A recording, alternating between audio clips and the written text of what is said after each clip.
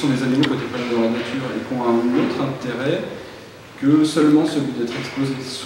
C'est ce qu'on appelle aussi parfois un peu brutalement du matériel scientifique pour étude.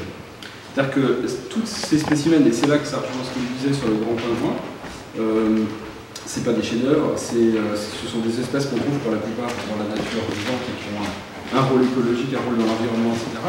Le prélèvement de ces spécimens et leur mise en collection dans des musées peut servir parfois d'accès à certaines informations scientifiques qu'on ne pourrait pas avoir dans la nature. Justement, on en parlait de la génétique, de la phylogénétique, en faisant des prélèvements. Donc ces objets ou ces spécimens servent encore à l'étude. C'est pas parce qu'ils sont exposés dans un muséum qu'ils n'ont plus d'autre utilité que celle des spectacles. Donc en fait, en gros, ils sont encore un peu vivants. C'est une espèce qui a disparu depuis 1840 à peu près. Parce que c'est un oiseau qui était en colonie très très populeuse, qui était facile à chasser et que les navigateurs qui faisaient des routes vers les pays du Nord, le pôle Nord, le passage du Nord-Ouest, allaient en chasser pas mal pour se nourrir. Et du coup, ça l'a fait disparaître parce que c'est pas un oiseau très, très mobile, donc un peu confiant, comme le dodo. Donc cet animal a disparu. Alors lui, du coup, son intérêt, c'est à la fois de représenter un animal qu'on ne verra plus.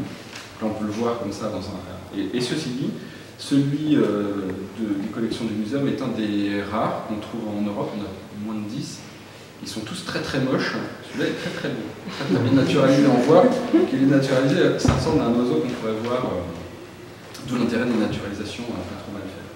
Donc c'est pas évident d'avoir un animal qui a disparu depuis 1840 qui est correctement naturalisé. On puisse pas seulement voir l'animal, mais son corps en général. Donc il a disparu, voilà un animal qu'on peut voir bien qu'il ait disparu, et c'est là où il est encore un peu vivant. Il a fait l'objet de plusieurs études, dont une franco-canadienne qui visait à travailler sur les isotopes stables, donc qui déterminent la nourriture que pouvaient manger les animaux qui sont morts. On fait ça sur les mammouths, sur plein de choses. Ça servait, cette étude, alors on n'a pas tout à fait les résultats encore, parce qu'il fallait prélever sur différents spécimens dans différents musées des plumes. Donc il y a eu un prélèvement de plumes qui sert à savoir où et de quoi se nourrissait le grand pingouin à l'époque. Évidemment, on va dire que ça sert parce qu'il a disparu. Ça renseigne pour les populations d'autres pingouins qui existent maintenant, qui sont toujours vivants. Donc ces études-là servent à la fois à travailler sur la répartition qu'il va avoir cette espèce avant et sur les populations maintenant. Donc voilà, et là on en arrive à des considérations qui sont, voilà, alors là pour le coup, un objet muséal très précieux.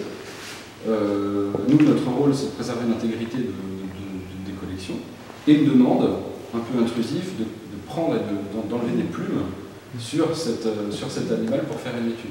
Très intéressant comme